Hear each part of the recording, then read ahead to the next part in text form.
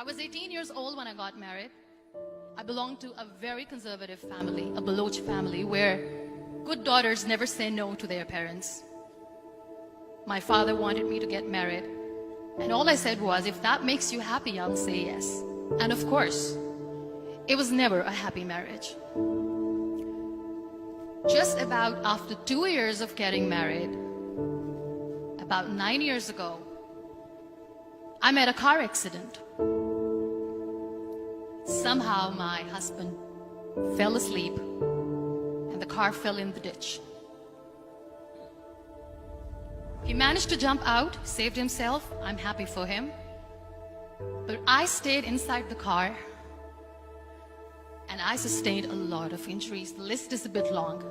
Radius ulna of my right arm were fractured. The wrist was fractured. Shoulder bone and collarbone were fractured. My whole rib cage got fractured. But that injury that changed me and my life completely was the spine injury. Many people came to rescue. They gave me CPR. They dragged me out of the car. And while they were dragging me out, I got the complete transection of my spinal cord. Those 2.5 months in the hospital were dreadful. I was at the verge of despair. One day, doctor came to me and he said, well, I heard that you wanted to be an artist, but you ended up being a housewife. I have a bad news for you. You won't be able to paint again. Next day, doctor came to me and said, your spine injury is so bad. You won't be able to walk again. I took a deep breath and I said, it's all right. Next day, doctor came to me and said, because of your spine injury and the fixation that you have in your back, you won't be able to give birth to a child again. That day, I was devastated. I started to question my existence. Why am I even alive?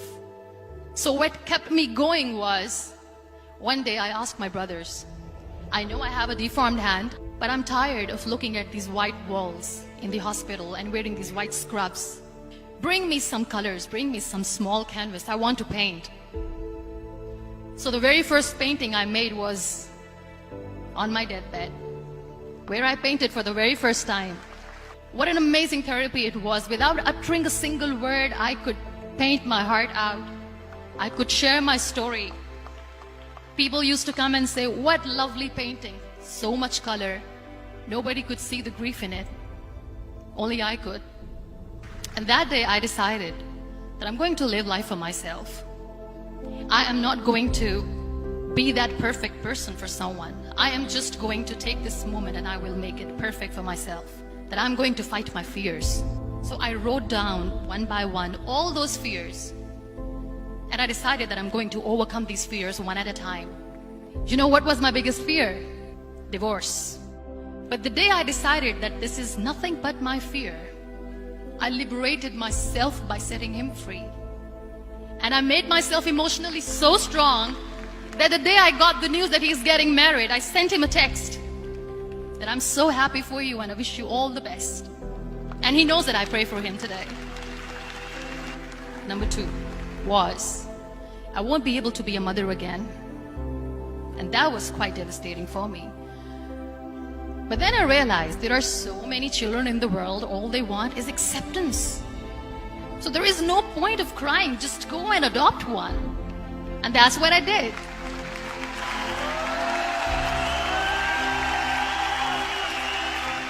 I gave my name in different organizations, different orphanages, and I waited patiently.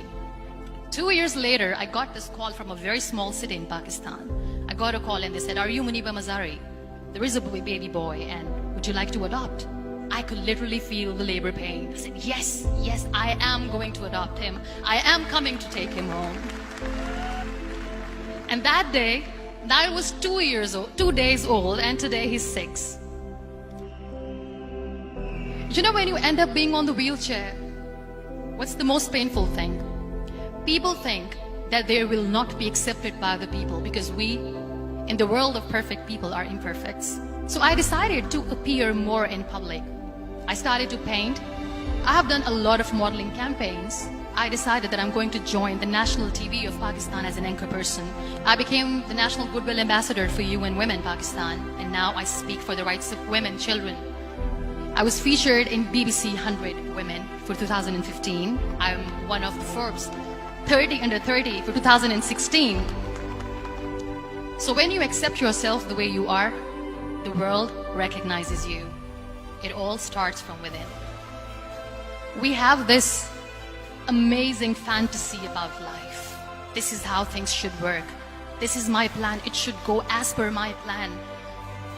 If that doesn't happen, we give up. I never wanted to be on the wheelchair. Never thought of being on the wheelchair. This life is a test and a trial, and tests are never supposed to be easy. So when you're expecting ease from life, and life gives you lemons, then you make the lemonade, and then do not blame life for that. It is okay to be scared. It is okay to cry. Everything is okay, but giving up should not be an option. They always say that failure is not an option.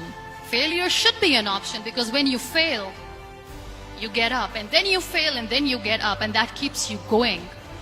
Embrace each and every breath that you are taking. Celebrate your life. Live it. Don't die before your death. Real happiness lies in gratitude. So be grateful, be alive, and live every moment.